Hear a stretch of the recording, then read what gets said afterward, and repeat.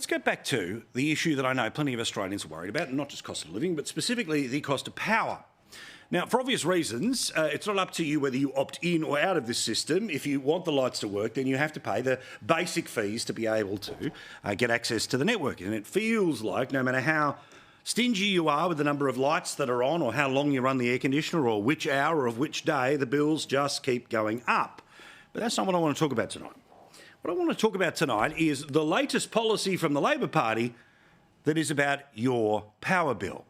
Now remember, May 2022, this was the promise if you voted for the Labor Party. Reducing power prices by $275. By 2025, $275 a year. $275 a year. We'll get power prices down by $275 a year. Now, that policy was always never going to happen, which means it was a lie, at the very least a broken promise, but of course nobody in the press gallery is going to call it a broken promise, because after all, this is the reason why the thing they promised has not happened. The number you're referring to is a forecast in 21 about an outcome in 25. We're providing energy bill relief in the here and now. We did in the last budget. We are again in the next budget, but there'll be more relief for more people in this budget. So just the modelling had changed ever so slightly, so it doesn't really count. Imagine, we will stop the boats. The boats don't just keep coming, they get worse. Oh no, but the modelling that we've done on the boats means we can't promise to stop them anymore. Then, of course, this budget, there was $75 every 3 months, $25 every month, a promise which will only go for 1 year. From July 1, Australians will receive an energy rebate of $300 and 1 million small businesses will get a little bit more. Yeah, thanks, Scoop. You may well be saying, we've heard all of this before, Paul. Why the start of tonight's show? Well, let me explain. Of course, Chris Bowen, who believes that, every solution is renewable energy and there's no cost of transition, there's only the consequence of transition. Well, he's got his knickers in a twist today, and he got a bit of help from a very friendly journalist today. Very friendly journalist today, because Peter Dutton had said this at the Liberal Party. Chris Bowen was part of the team with Anthony Albanese that promised on 97 occasions before the election to reduce power prices by $275. Since then, power prices have gone up by $1,000. Now, you and I know this to be the truth. You and I know, and I said this at the time, when they were making up that 500,000 jobs were going to fall from the sky and $275 power bill reduction off where we were in May of 2022, that if you can find the bill from just before the last election and if the power bill was $275 lower than that number, then you should definitely vote Labor. But we all know way higher. Now, quite amazingly, there are people like Chris Bowen who are trying to pretend that, no, the number can be nowhere near what we are saying here. It can be nowhere near $1,000. Because if you actually have a look at the retail price of this state to that, the point being, of course, that $100 each and every month extra ends up being $1,000 extra that you've had to pay. But via a very friendly journalist today, Chris Bowen is just outright saying, no, not true. So first the promise was we're going to reduce it by $275. Then the modelling changed, which means the promise was never real. Then they came up with the Band-Aid to get them through an election. And now it's just, nah, not true. I know you are, but what am I? This is the political genius, the 4D chess that goes on in the mind of the climate change minister. He said to the paper, so this was all a whole sort of stitch up from the Channel 9 newspapers today. This was their story they came up with, or they were echoing the story that was coming their way from the minister. They claim it's only about $450. Bowen told this masthead that Dutton did not, quote, have a single data point to support his claim. It's just a deliberate lie. When it comes to energy, I find that Peter Dutton just makes things up. Oh, you want to go there?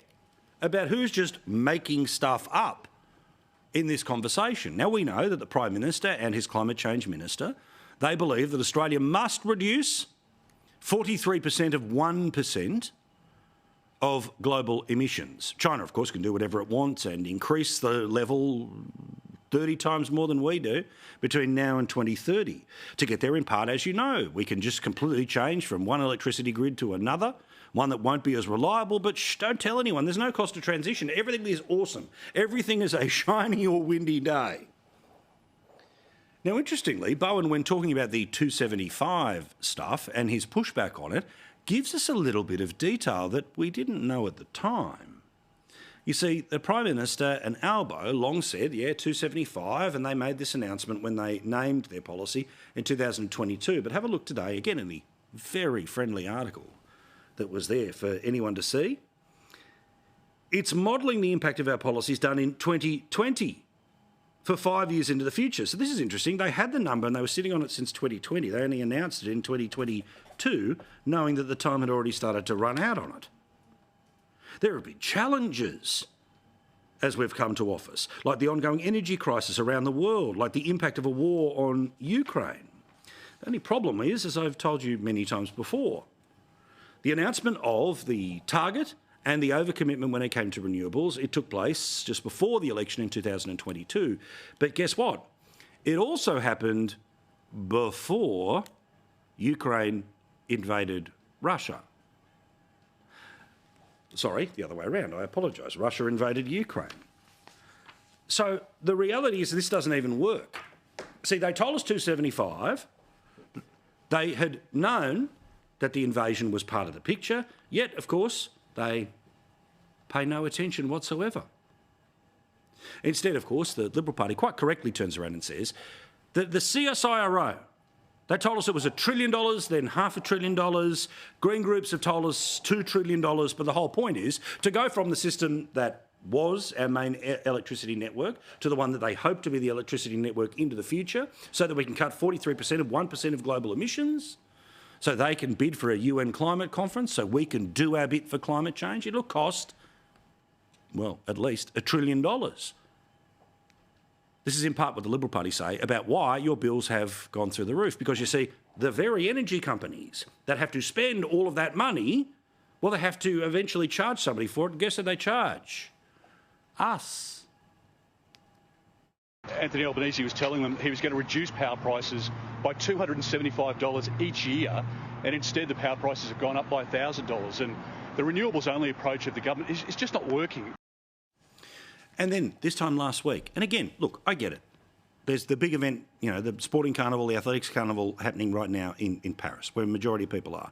But it is extraordinary how the people whose job it is to talk about politics never call out the context, the reality or the lie of this government.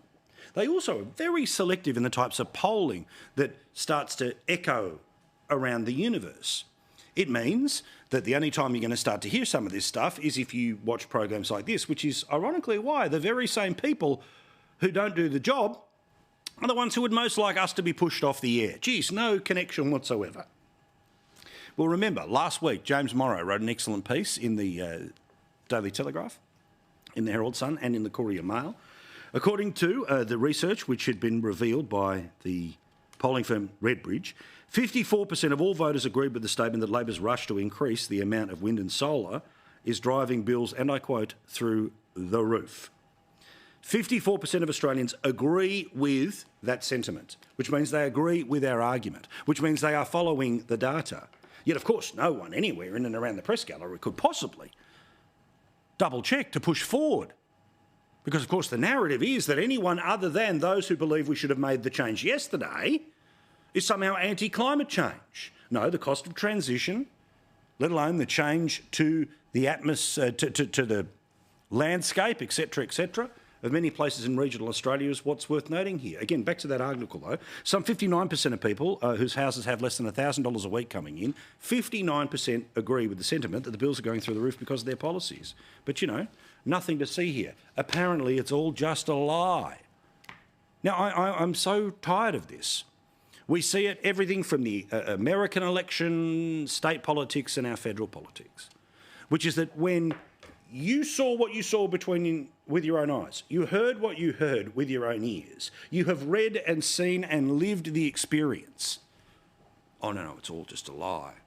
Because apparently everything magically went down by what they promised, that they turned out had two fingers behind their back when they made the promise. Or it's all completely papered over with a less than 12-month solution, which, by the way, applies to the biggest mansion to the tiniest of houses. All the same, $300. Nothing to see here.